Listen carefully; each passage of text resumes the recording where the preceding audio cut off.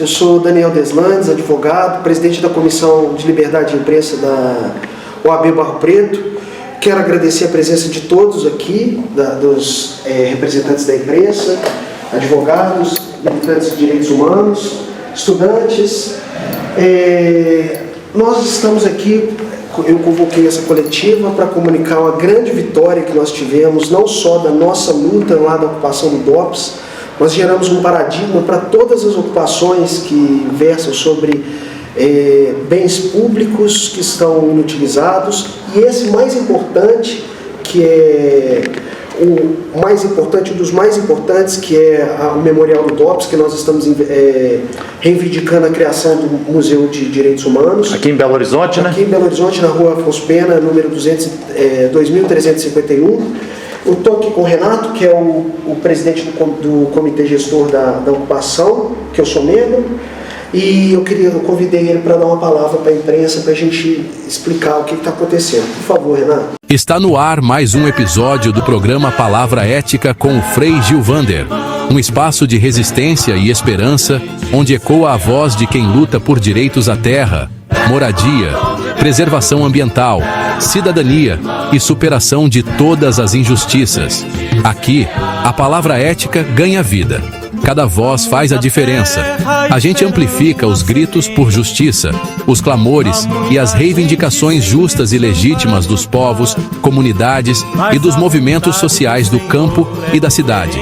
Primeiro, eu queria agradecer também a presença de todo mundo, agradecer ao AB, inclusive por esse apoio institucional muito importante para uma demanda de toda a sociedade, que é por memória, verdade, justiça e reparação. A gente, desde o dia 1º de abril, estamos ocupando o antigo DOPS. Agora 2025, né? Agora aqui em 2025, 1º de abril de 2025, fazendo 61 anos do golpe militar, a gente ocupou o antigo DOPS para, de fato, abri-lo enquanto movimento social, enquanto movimento dos direitos humanos, para a sociedade de Belo Horizonte, de Minas Gerais, de todo o país, para reconhecer que aquilo foi um espaço de tortura e deixar de dizer antigo DOPS para dizer Memorial dos Direitos Humanos, porque esse é o fim agora desse prédio. Então a gente, enquanto movimentos sociais, conseguimos fazer essa ocupação para abrir para a sociedade. Então é de fato muito importante esse movimento, ao mesmo tempo que a gente tem enfrentado uma sistemática repressão por parte do governo Zema, que reproduz a política da ditadura militar. Os DOPS, os Departamentos de Ordem Político e Social, foram criados para que a polícia, para que a repressão mediasse os problemas sociais. E a gente conseguiu, depois do processo de redemocratização, acabar com esse DOPS. No entanto, o governador Zema mantém a polícia como que mediasse, como se fosse possível dela fazer isso em relação aos problemas sociais, e até agora não nos recebeu. Nossa primeira reivindicação no 1º de abril de 2025 foi que a SEDESE e que o governo Zema recebessem os ocupantes, a comissão então instituída para poder gerir e cogerir o prédio, até junto com o governo, se assim o governo achasse importante, como acredito qualquer governo interessado em preservar a memória da sociedade faria. Então a gente pediu essa reunião e até agora, são aí hoje dia 14 de maio de 2025, mais de 40 dias depois de ocupação, não houve nenhuma movimentação do governo, por parte do governo Zema, para nos receber, para que a gente apresentasse as reivindicações nossas, que são muito concretas, que é a abertura do memorial, a conclusão das obras necessárias, a validação do projeto, e inclusive um amplo debate do projeto que as professoras, que os pesquisadores e pesquisadoras da UFMG fizeram e concluíram como Memorial dos Direitos Humanos. E a partir daí a gente conseguir ter um prédio para que a sociedade da nossa cidade, do nosso estado e de todo o país, de toda a Latinoamérica também, reconhecesse o que foi aquele espaço de tortura, de repressão, no momento em que a gente já está aí 61 anos da ditadura, e isso estava muito concreto para nós. Mas o que teve efetivamente foi um cerco policial desde o primeiro dia, e que, mesmo depois dessa grande vitória anunciada pelo nosso brilhante advogado aqui, Daniel Deslandes, sobre esse processo, a polícia, nesse exato momento, enquanto a gente está aqui agora, na sede da OAB, está tentando cortar a luz do prédio, está tentando soldar o portão, né, sem nenhuma legalidade. Em nenhuma legalidade. Primeiro porque a gente conseguiu derrubar o pedido de reintegração, que foi a única, inclusive um dos dois únicos instrumentos que o governo do Estado falou efetivamente com a gente. O primeiro foi uma notificação extrajudicial dizendo que a gente deveria sair, e o segundo, o despejo, sem nem escutar os ocupantes e nem escutar as nossas reivindicações. Agora que a gente conseguiu ainda a derrubar esse pedido de reintegração, hoje também, no mesmo dia 14 de maio, a gente teve a notícia de que o Instituto Federal de Patrimônio, o IPHAN, já começou o processo de estudos para o tombamento federal daquele prédio. Até porque ali também funcionava o DOI-CODE, que é um aparato repressivo governamental do governo federal, da ditadura militar, e o IPHAN se mostrou bastante aberto, inclusive, para poder fazer isso. De pronto, já iniciou o processo, já fizemos uma outra reunião hoje. Então, está em curso o processo de estudos para tombamento federal. Então, a gente teve esse primeiro assento. E nem por conta desse tombamento federal, e nem por conta de ter derrubado o pedido de reintegração, que a gente conseguiu, a polícia não poderia fazer o que está fazendo agora. E isso só comprova que a polícia militar, a mando do governador Zema, age na ilegalidade. Porque não havia nenhuma legalidade para nos cercar, para evitar a entrada de pessoas. Alguns aqui, inclusive, foram barrados para poder entrar lá, para visitar o memorial. E a gente conseguir esses dois documentos comprovam que nós estamos corretos, que a gente está certo, porque o que a gente quer fazer é simplesmente preservar a memória, verdade e justiça e querer a reparação para uma justiça de transição no Brasil. Como essa justiça de transição não aconteceu, aquele prédio também era um lugar de tortura depois da ditadura, durante a década de 90, quando era presídio feminino, também tinha prática de tortura naquele prédio. E como não tem justiça de transição, até hoje, durante 20 dias, a mediação com o governo era através da polícia militar, que não tem esse papel, que é uma força auxiliar do Exército, uma força repressiva. Ela não tem esse papel. E ainda, não sei quanto custa, nós até estamos já pedindo ao governo do Estado uma explicação, quanto custa aos cofres públicos manter 2, 3 viaturas e policiais, cabos, soldados, tenentes, 24 horas por dia para vigiar um museu, para vigiar um memorial que a gente tem aberto para a sociedade. Então é muito importante essa coletiva para anunciar que nós derrubamos a reintegração e anunciar também que hoje, a partir das 2 da tarde, já estamos recebendo as visitações agendadas. A gente, durante 4 dias, há 2 semanas atrás, recebemos 300 pessoas em 4 dias, o que mostra o interesse da sociedade de Belo Horizonte, de professores que estão levando seus estudantes, de todos os lugares, desde o ensino médio, ensino fundamental, pós-graduação, ensino universitário, levando seus estudantes lá para reconhecer o prédio. Então a gente recebeu 4 dias, 300 pessoas, pelos nossos cálculos, durante esses mais de 40 dias de ocupação, 3.000 pessoas circularam naquele prédio e a gente conseguiu expor o que estava encoberto nesses 8 anos de completa paralisia que o governador Zema incumbiu aquele prédio. Estava todo abandonado lá. Completamente abandonado, né? O prédio a gente teve que fazer uma limpeza, a gente conseguiu limpar as partes das visitações. O 4º andar, que é onde funcionava o DOI-CODE, está lá na situação que a gente conseguiu encontrar para até mostrar para a sociedade como o governo tem tratado um prédio que é um espaço de sítio histórico, ele é autoexplicativo, né? São mais de 5 solitárias naquele prédio, toda uma estrutura para poder fazer repressão, para poder fazer tortura, não é? Não era nem só a inteligência, também funcionava a inteligência, como eu falei do DOI-CODE e até do próprio DOPS, mas também as torturas sistemáticas naquele prédio que foram construídas, que se assemelham muito com o que os nazistas fizeram, que é construir locais para torturar, locais para maltratar as pessoas, né? Então é um espaço dos direitos humanos da sociedade que acha fundamental que seja aberto o mais rápido possível. Então nós abrimos, né? Nós abrimos sem o governo, sem nenhuma ação de governo, e por isso pedimos o tombamento federal e teve o aceite do IPHAN para estudar sobre isso. Já tem tombamento municipal e estadual? Já, desde 2016 houve o tombamento estadual e uma década antes o tombamento, o IEF, e um ano antes, e uma década antes, o tombamento municipal. Então já tem todas essas 2 instâncias. Então a gente pede aí que a 3ª instância teve esse aceite dos estudos a partir do IPHAN. Renato, A proposta, esse movimento de tornar, né, um local um centro de memória, né, a Casa da Liberdade, é ressignificar aquele ambiente, né, que já foi palco de torturas, mortes, enfim, de todo tipo de atrocidade, num ambiente em que as pessoas possam chegar, entender o que lá aconteceu, mas de uma forma que ressignifique aquela história para a sociedade, porque tem muitos projetos paralelos, inclusive coisas absurdas, né, por parte aí, de organismos de Estado, de transformar aquilo lá até em casa-cor, em espaços outros que eu acho que iriam apagar essa história. Então eu queria que você contasse para a gente um pouquinho do ponto de vista né, dos movimentos, o que se pretende ali para ressignificar aquela história, para não apagar a memória, mas de uma forma com que as pessoas possam, estando lá, entender o que aconteceu, né, e repensar a sociedade a partir do sofrimento que lá esteve.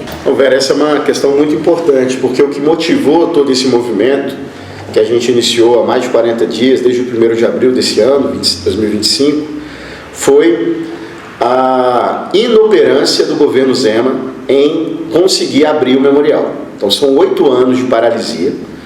Todas as explicações até agora, que foram bastante superficiais por parte da SEDESE, era de que a Secretaria de Desenvolvimento Social responsável pela obra, né? Ela que deveria inclusive concluir as obras para a abertura do memorial. Todas as explicações superficiais que a Secretaria deu mostram que a cada ano há uma ação, né? A cada ano um processo que tem sido insuficiente. Então a gente já está há 8 anos e não há nenhuma indicação por parte do governo de que vai reabrir o memorial por si só, que ele teria essa tendência, essa vontade de abrir, mas sim de descaracterizar. Então o que a gente ouviu foi justamente um processo de descaracterização do prédio, de receber inclusive eventos que não tem nenhuma relação com o que aquele prédio cumpriu de função desde a sua inauguração. O prédio foi inaugurado em 1958, já para ser o DOPS em Belo Horizonte. Então, e todas as adequações que tiveram, do ponto de vista até arquitetônico, foram através da época da ditadura militar, para usar como repressão. Então, a gente quer que aquele memorial seja um momento de história viva, ativa, né? E que, inclusive, esteja no caminho do debate da justiça de transição no nosso país. A gente está em 2025 e nenhum torturador foi punido no Brasil. A gente consegue acompanhar algumas iniciativas no Chile, na Argentina, mas no Brasil não há nenhuma situação em relação a isso. E é por isso que a Polícia Militar continua a praticar uma série de absurdos na sociedade de periferia. Então a nossa sociedade brasileira se acostumou com os desaparecimentos, né? A gente já vê na caixa de leite, nos ônibus, pessoas desaparecidas é comum. Por quê? Porque a ditadura militar sempre fez isso. Né? A gente via colegas, né, quem vivenciou o processo, colegas que desapareciam, professores que desapareciam, vizinhos que desapareciam.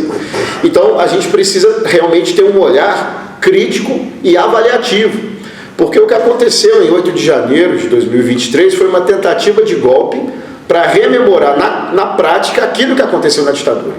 A gente está num país onde pessoas ainda acharam que o ato institucional número 5, promulgado em 68, em 13 de dezembro de 68, deve ser reeditado, né? Então é uma sociedade que não está olhando o seu passado e nem todas as violências praticadas por parte do Estado. Então um memorial como esse cumpre um papel central no processo de formação da sociedade, de debate sobre democracia e também ser um espaço, inclusive, para a reunião dos movimentos de direitos humanos. Então a gente quer um memorial ativo, um museu assim, mais ativo. Não é para a gente sofrer apenas o passado, é para a gente ver o que aconteceu, mas de forma ativa, observar de forma crítica, para que nunca mais aconteça. Então, ainda hoje, muitos elementos precisam ser observados, investigados. Há pessoas, inclusive, do movimento, no geral, que não foram anistiados até agora. Então, é necessário a situação da caravana da anistia passar em Belo Horizonte, por exemplo. É necessário a gente retomar esse assunto, porque mesmo 61 anos do golpe militar, Nós temos um pouco mais de 40 anos, né? Vamos fazer agora 40 anos do fim efetivo da ditadura militar, porém de nenhuma visão crítica ou punição sobre os crimes que praticaram durante aquele período. Então, 40 anos, do ponto de vista histórico, é muito pouco ainda.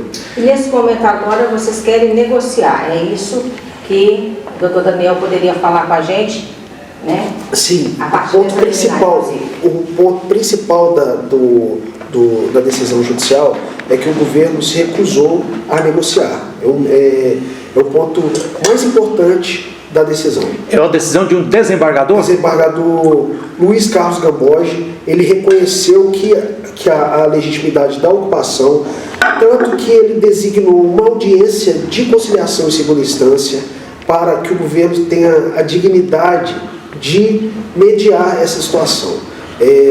Serão indicados 2 representantes da ocupação, eu já nesse ato chamo o Renato e o Oraldo. O Oraldo é um membro da nossa comissão gestora que esteve preso no DOPS. E é muito importante que essa ocupação está sendo contemplada com a presença das pessoas que estiveram presas lá.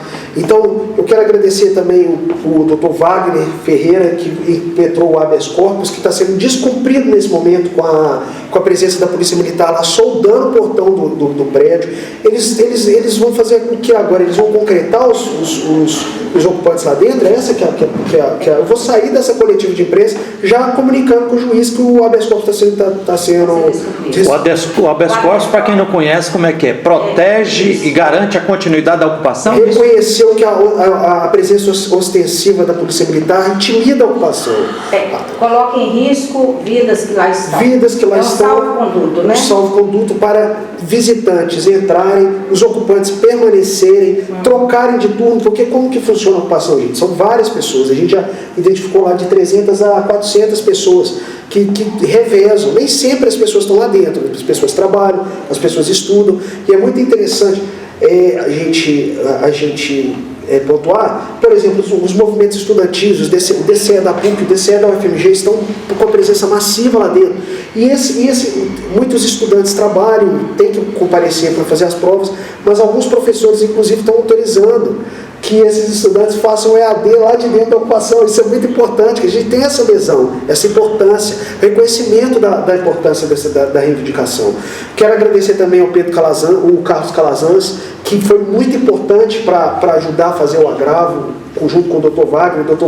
Professor Mário Luz Quintão, e nós chamarmos mediadores. Eu vou pedir para o desembargador para fazer o cadastramento dos representantes da mídia que aqui estão, Sindicato dos Jornalistas, Pastoral, Diário de Minas, Comissão de Liberdade de Imprensa da OAB, para a gente fazer essas pessoas que prestigiaram aqui estarem mais próximos lá do dia. Eu acho que a audiência de conciliação é dia 30 de maio agora. De maio, às 14 horas. Vou pedir para o desembargador também que permita utilizarmos uma pista da Afonso Pena para a gente fazer um evento enquanto acontece uma manifestação pacífica, enquanto acontece a audiência, para a gente intensificar a nossa luta, não espetacularizar não, é para intensificar a luta, mostrar para o governo Zema que se ele parar de engasgar com banana e ir lá nos ouvir. Eu acho muito importante isso. Nós fecharmos uma pista da Afonso Pena para fazermos a manifestação pacífica enquanto nós entramos. Sugerir também a mediação, o convite do Dr. Ângelo Oliveira, que é o procurador da República, que está acompanhando essa situação no inquérito civil que ele abriu para acompanhar essa situação. Chamar também o MP, os promotores do direito Ministério Público, a doutora Cláudia Amaral, que é da área dos direitos humanos, né? Eu vou insistir na presença dela nessa mediação. Se vocês quiserem, a Comissão de Advocacia de Portas pode também, nós somos mediadores, conciliadores, a gente busca métodos alternativos de soluções para os conflitos. A gente se coloca à disposição para contribuir naquilo que for necessário nessa causa, junto com vocês, porque a gente reconhece a importância desse ato e de todo o trabalho que vocês têm desenvolvido. Parabéns. Seu nome? Isabela, estou como presidente da Comissão de Advocacia Multiportas aqui do Barro Preto. Ótimo. Daniel, queria que você explicasse essa linha do tempo, por favor, Daniel, de como que foi, porque a gente tem aí 44 dias de ocupação, a gente tem desde o dia 2, né, um cerco ilegal por parte da polícia, o governo se recusa a negociar, a gente teve a questão do habeas corpus, o governo conseguiu a reintegração de posse, e aí o desembargador agora sustou essa desocupação do edifício. Então eu queria que você explicasse essa linha do tempo de como que foi essa atuação jurídica, desde a questão do habeas corpus, passando pela reintegração obtida pelo governo e agora o agravo que suspende essa desocupação. Perfeito, Pablo. Agradeço a presença do Sindicato dos Jornalistas aqui, muito importante. No dia 1º de abril, durante a madrugada, os movimentos sociais ocuparam o DOPS e começaram a exercer a posse naquele imóvel. Abriram para visitação e iniciaram a reivindicação da abertura do museu. No dia 2 de abril, agora nós tivemos essa informação ao acessar o processo de reintegração de posse. No dia 2 de abril, ou seja, no dia seguinte, o batalhão de choque foi acionado para retirar os movimentos sociais. Nesse dia, nós convocamos uma coletiva de imprensa para que a imprensa estivesse bem próxima da reintegração de posse truculenta que seria efetuada pelo batalhão de choque, e a gente tem notícia que o batalhão de choque recuou em face desse evento.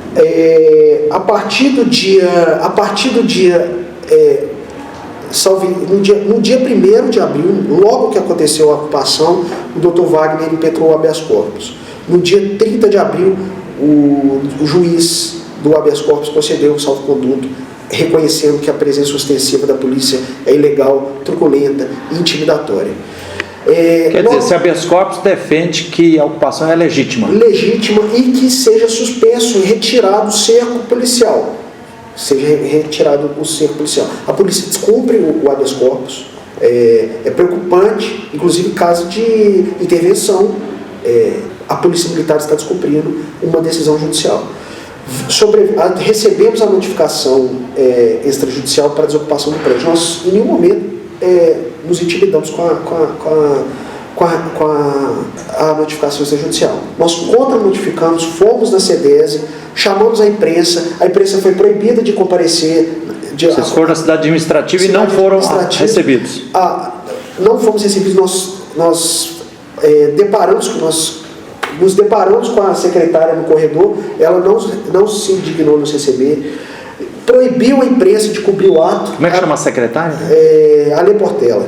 Ela foi proibida da imprensa cobrir esse ato, da gente estar apresentando a contra-notificação no próprio gabinete do secretário, mas isso também não nos intimidou. Nós fizemos a contra-notificação no protocolo geral da cidade administrativa, sem problema. Eles receberam a contra-notificação.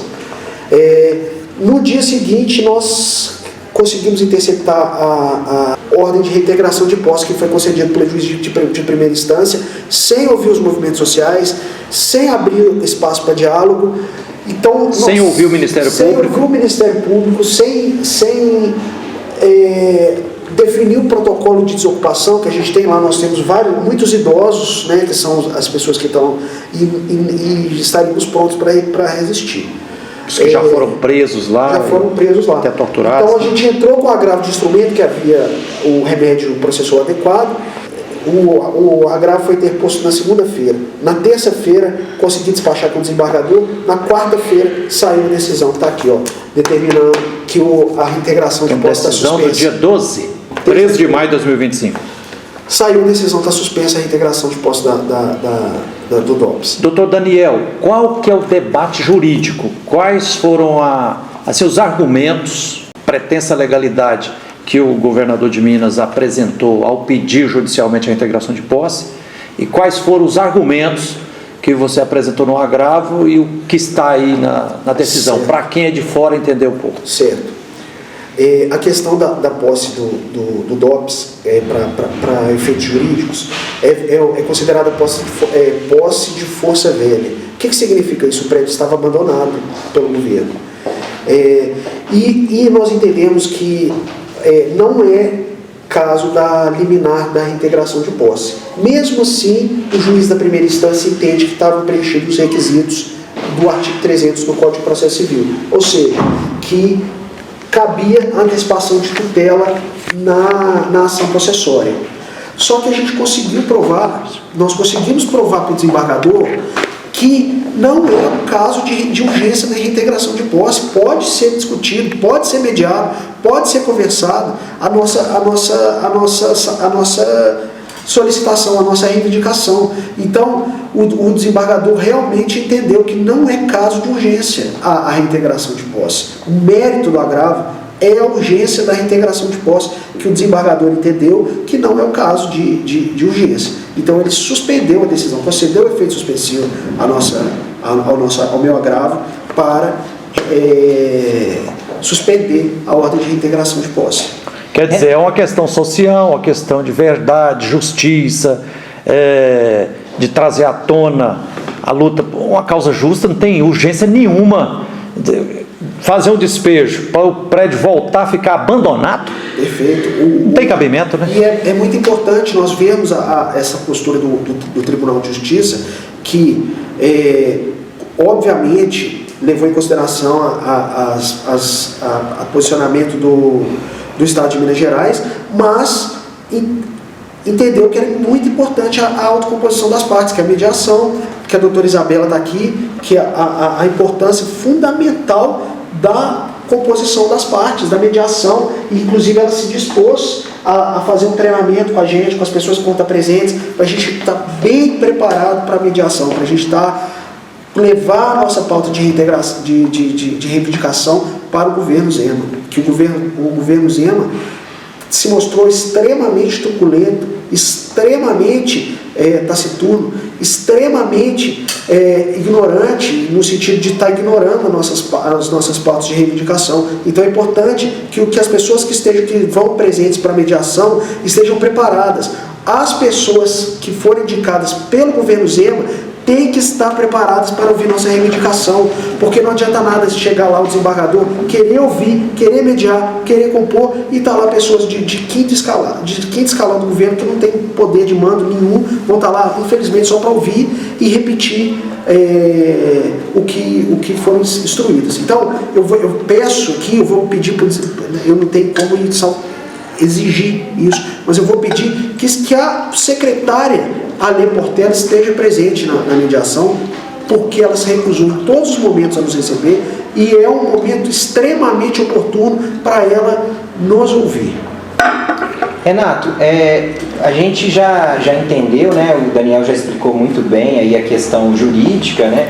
Mas a gente sabe quem está cobrindo o caso, e aí a ação que já foi suspensa pelo desembargador, mas o juiz na decisão inicial que concedeu a reintegração já suspensa, ele alega que não houve negociação por parte da comissão que compõe o memorial, e alega, né, que isso está impedindo a abertura do memorial, quando na verdade o memorial está esvaziado e fechado justamente pelo governo Zema. O que a ocupação fez foi reabrir o memorial. Então eu queria que você falasse um pouco mais sobre isso, a disposição de negociar que ocorreu desde o começo, né, e as inverdades aí colocadas nessa ação que já foi suspensa aí.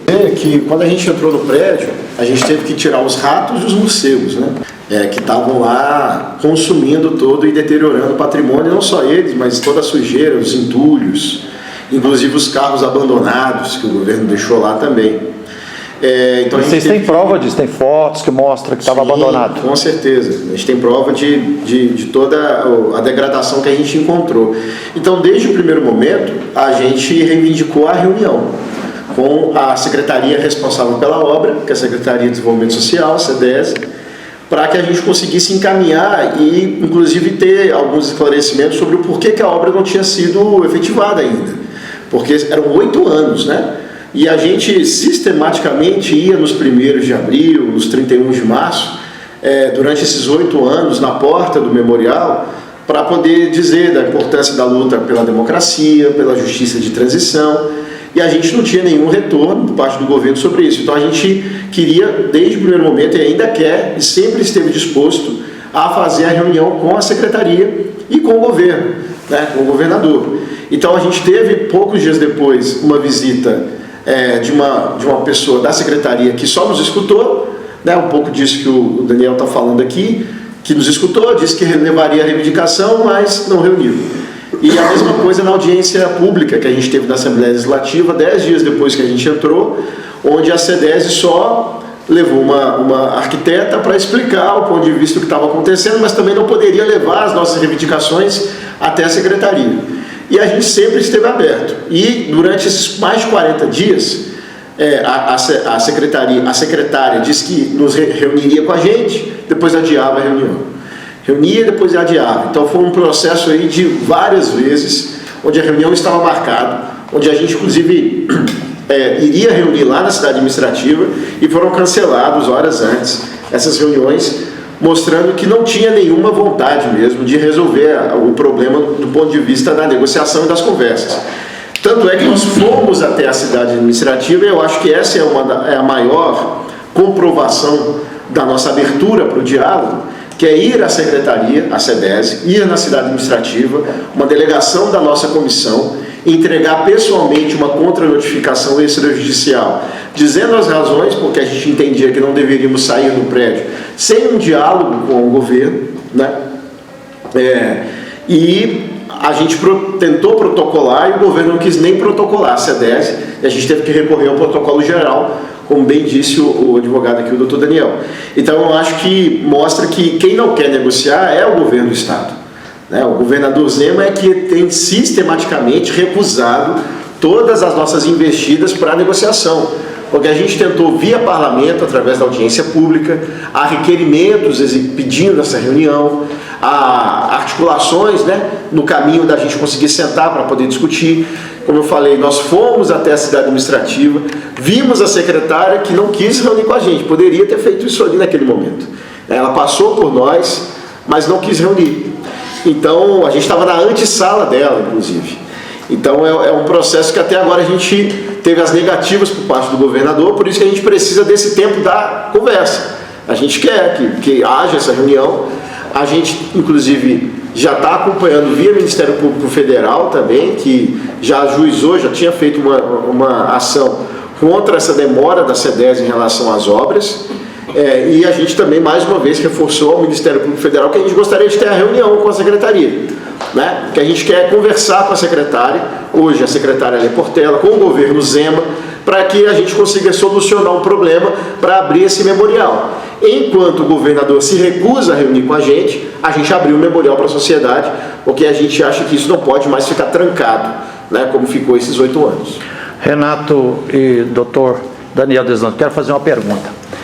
Que é uma pergunta que eu tenho ouvido aí, porque eu já tive a alegria e a responsabilidade de ir várias vezes lá, né? A primeira vez que eu fiquei sabendo da existência desse antigo DOPS, que como casa de prisão e casa de tortura, de horrores, foi há uns 4 anos atrás, eu fiquei estarrecido, falei, gente, mas em pleno centro de Belo Horizonte, na Avenida Afonso Pena, que é a artéria aorta, é a avenida mais famosa da capital de Minas Gerais, ter acontecido aqui por décadas a fio, um centro do DOPS, né, que depois virou DOEPS, casa de prisão e tortura, né? Lembro que há uns 15 anos atrás eu fui chamado a Frei Gilvander, vem correndo aqui para o DOESP, porque cerca de 130 jovens foram presos quando estavam se manifestando, entraram numa sede da mineradora Vale aqui, e a tropa de choque prendeu todo mundo. Eu cheguei lá, estava todo mundo sendo qualificado. Então, a pergunta que eu levanto é o seguinte: nós tivemos, lamentavelmente, no Brasil, né, de 2019 até 2022, 4 anos no governo federal de fascistas, de extrema-direita. Trump está lá nos Estados Unidos. A gente vê em muitos países assim uma onda de fascismo, parece que o capitalismo está promovendo o fascismo. A gente vê no Brasil ainda gente agora, anistia, não pode punir o Bolsonaro, não pode punir os generais, não pode, tem que perdoar, tem não sei o quê. O Brasil, como você falou, nunca fez um ajuste de contas com os responsáveis pela ditadura militar, e gente ainda dizendo, achando que o caminho é democracia, não compensa e tal. Então, Renato e doutor Daniel, pergunta o seguinte, e nessa luta, as pessoas me perguntam, Frei Gilvander, qual a importância dessa juventude, desses movimentos sociais ter ocupado lá? Para que é importante mesmo? E na luta a gente vai descobrindo. Então, a intuição que eu tenho, depois de ter conhecido lá, é que toda pessoa que mora em Belo Horizonte, região metropolitana, em Minas Gerais ou no Brasil, se possível, precisa ir visitar e ver. Então, Renato, dá uma sinopse aqui. As pessoas que vão visitar lá, o que pode ver e ouvir? Algumas coisas que já aconteceram ali, que a sociedade não pode deixar isso apagado. Bom, primeiro, a gente vai ver um prédio construído para ser um órgão de repressão aos movimentos sociais, né? Aos movimentos políticos sociais, a quem tinha opinião divergente. O órgão de repressão para isso. Nós vamos ver várias salas de tortura, nós vamos ver salas com isolamento acústico para que a vizinhança não escutasse os gritos de tortura de quem sofreu. Eu vi lá paredes de quase 1 metro de largura, né? Justamente, também várias mudanças na construção do prédio para poder construir solitárias. Então, o que numa sociedade democrática seria um lugar para guardar, por exemplo, vassouras, materiais de limpeza, dispensas, se tornaram solitárias, né? Então, é nesse tamanho de espaço. Celas para solitárias. Solitárias, assim, armários pequenos que não é possível ficar em pé. Nós vamos observar isso. Colocava os presos lá e deixava lá. Justamente, a gente vai ver que era assim, e eram esses lugares que vários companheiros e companheiras ficaram presos naquele DOPS. Lugares que você não consegue ficar nem sentado, porque você não conseguiria se levantar, como existe uma solitária no primeiro andar, destinado para isso. Nós vamos ver um lugar que era solitário, onde eles chamavam de igrejinha, que era onde o torturado deveria confessar e se ajoelhar. Quer dizer, confessar sob tortura. Sob tortura. Os torturadores chamavam entre eles aquele espaço de igrejinha. Sarcasticamente. Sarcasticamente. Para que eles ajoelhassem, torturassem, porque não é possível ficar em pé no tamanho daquela sala, em alguns lugares daquela sala. Então a gente vai ver em todos os 4 andares espaços de tortura. E as celas no subterrâneo? As celas, onde estão ali, a gente chama de primeiro andar, essas celas são celas que já têm uma modificação da época da ditadura. Elas eram chapadas, agora a gente vai ver as grades grossas, delas muito grossas, porque continuou a torturar depois da ditadura militar.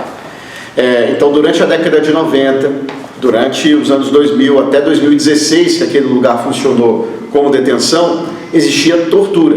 Então, a prática de tortura, como bem diz os nossos companheiros do CONED, também, que estão na comissão, a tortura da COVET também, dos companheiros. Que é a comissão... existe a comissão, na verdade, dos trabalhadores, que é a COVET, e a comissão dos direitos humanos, estadual, e a comissão dos direitos humanos sempre nos traz que ainda hoje, em 2025, a maior denúncia que chega à comissão de direitos humanos é tortura nos presídios. Então, isso continua. Então, veja que ao a gente enxergar um espaço que foi utilizado durante 21 anos para torturar as pessoas, ele continuou sendo depois da redemocratização. Então é por isso que a gente precisa discutir qual é a redemocratização que nós tivemos efetivamente, porque hoje a gente conseguiu derrubar a reintegração e a polícia está soldando o prédio. Como é que pode a polícia militar, sem nenhuma legalidade, sem nenhum documento, sem nenhum juiz ter assinado para ela fazer, ela deliberadamente, por parte de um comando da polícia, por parte do governador Zema, soldar um prédio que está sendo tombado, inclusive estudado para ser patrimônio federal. Então, efetivamente, tivemos a redemocratização do Brasil? Eu acho que o memorial ele também vai questionar isso. Nós estamos com vários jovens negros sendo assassinados na periferia. E várias denúncias por parte da polícia militar de assassinar e depois perguntar: essa prática era da ditadura, ela acabou? Não, ela continua. A gente vê jovens de 12, 13, 14 anos, o que a polícia faz nos bailes funks da cidade, por exemplo, o que a polícia faz nas periferias, isso é prática da ditadura, né? Então, a gente teve redemocratização, Então, até que ponto exatamente isso aconteceu? Até que ponto a gente realmente vive uma democracia? Então, quem diz que essa democracia não serve, a gente primeiro precisa questionar se efetivamente é uma democracia, se a gente está realmente vivendo uma democracia, porque a gente fez uma ocupação e até agora a gente é tratado pelo governador Zema como um problema policial. O que ele gostaria de nos fazer é nos prender. Parece que quer continuar tapando e colocando um pano em cima dessa história, né? Não, era só para lembrar, Renato, eu fiquei estarrecida com aquela piscina de afogamento, que troço não sai da minha cabeça. E o Frei Gilvander perguntou, né, o que vai encontrar lá. Eu acho que é um dos locais assim que mais me chamou a atenção, porque eu fico imaginando as pessoas ali. É aterrorizante, né? Nossa, Frei Gilvander. Aterrorizante ali. Eu fico eu enxergo a cena e parece que tem um local assim das pessoas assentarem, né? Tipo é que você fala no estádio? Uma bancada. Uma bancada. Será que ali eles estavam assistindo as pessoas serem Tem uma churrasqueira. humilhadas? E uma churrasqueira ali. Assim, é macabro, sabe? Se deleitar torturando pessoas. Sim. E o mais curioso dessa sala, não é o mais curioso, mas é bastante curioso, que se você colocar a mão para fora da janela dessa sala, você já está com a mão para fora ali na Avenida Afonso Pena, que é, como o Frei Gilvander bem falou, Pleno centro, zona sul de Belo Horizonte. É a rua avenida da sede da Prefeitura de Belo Horizonte. Avenida Afonso Pena. Né? Eu quero fazer um destaque aqui, gente, outra pessoa que eu quero falar claramente para essa pessoa participar da mediação. O secretário de Cultura e Turismo, o Leônidas de Oliveira. Ele nos ajudou a fazer, eu vou repetir, eu quero fazer um convite expresso que o Leônidas de Oliveira esteja presente na mediação, porque a presença dele foi muito importante quando a gente fez a ocupação do CRJ. O CRJ, o Centro de Referência da Juventude, estava fechado na época do governo Márcio Lacerda.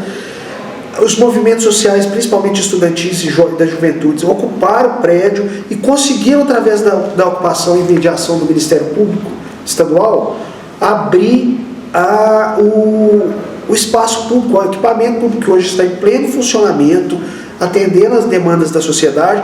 Então eu faço aqui expressamente essa convocação, esse apelo ao secretário que esteja presente nesse evento.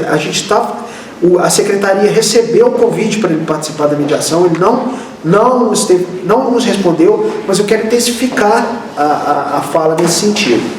Leônidas de Oliveira, por favor, esteja presente na audiência de mediação. Ok. Renato, eu estou convocando, quem puder ir visitar, lá é mais do que bom e necessário.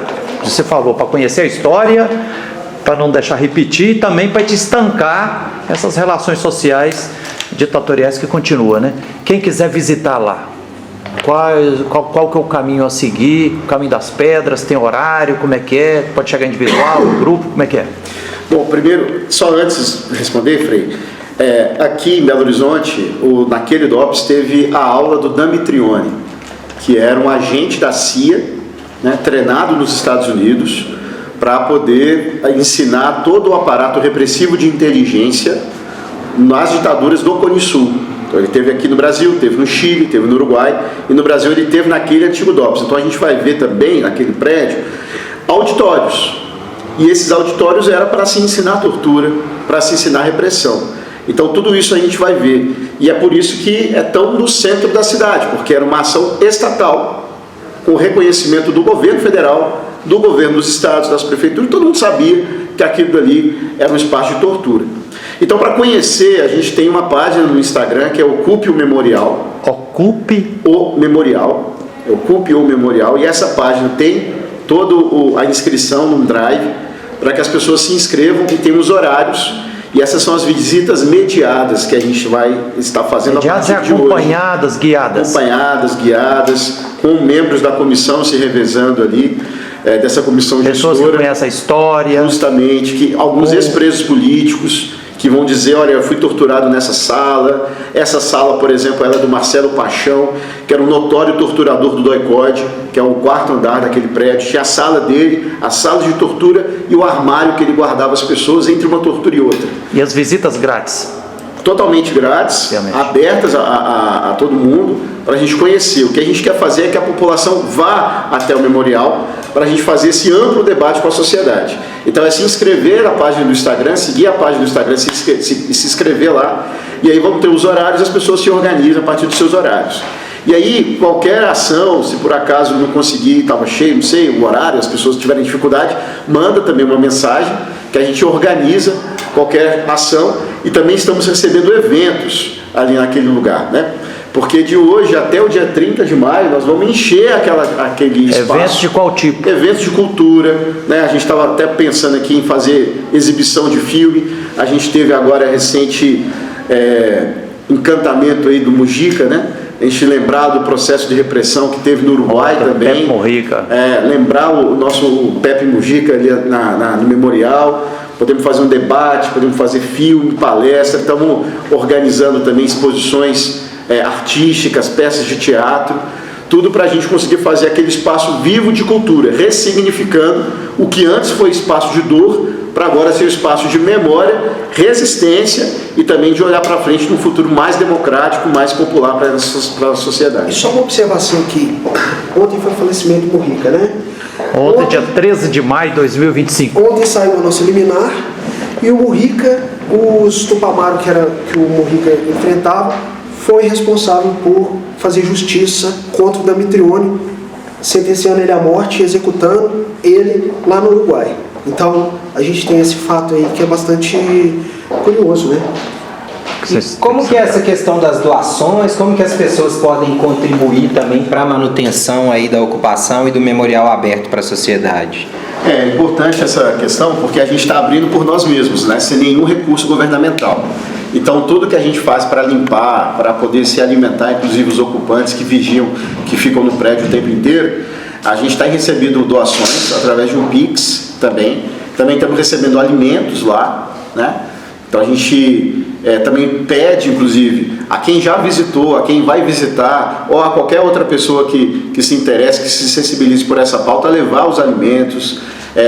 Tem o Pix rodando também, que a gente vai encontrar na página do Instagram do Ocupe o Memorial, e poder também contribuir para que ele se mantenha, porque agora é a sociedade civil fazendo, né? Então, são os movimentos sociais, movimentos de direitos humanos, mantendo aquilo. Então nós estamos nessa forma autônoma mesmo, abrindo o memorial, então vai ser muito importante, é o que define, inclusive, a gente conseguir manter ele aberto.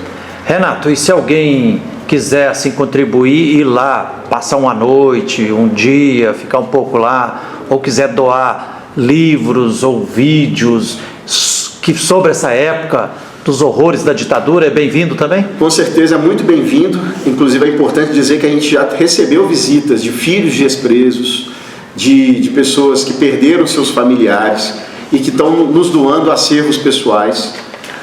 Então a gente está preparando todo esse... vai ter que montar a biblioteca também, vamos ter que fazer isso, montar a biblioteca, montar espaço de acervo. A gente está... Centro de referências, né?